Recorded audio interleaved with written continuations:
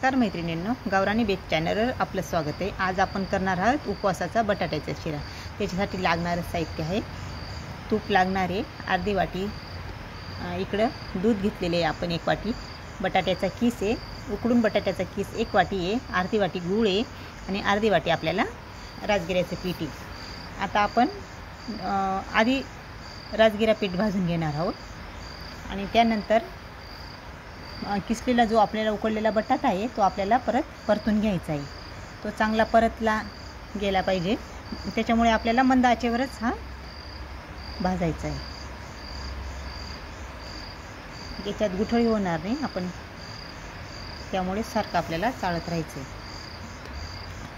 आता आपण बटाटा करपलेला आहे, त्याच्यात आपण आता पीठ टाकून घेतलेले आहे राजगिऱ्याचं आणि तो सुद्धा चांगला एकजीव करून घेतलेला आहे।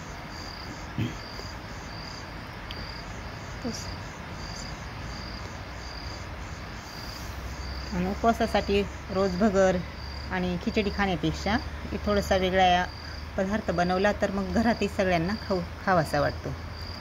आता आपल्याला जेवढं पीठ आहे त्याच्यात किंवा जो बटाटा आहे आपला त्याच्यात 2 पट आपल्याला दूध टाकायचे।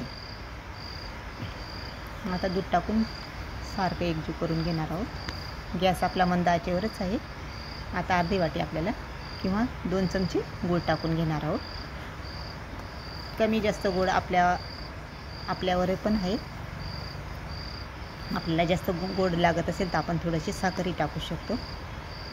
अशा पद्धतीने आपला हा शिरा तयार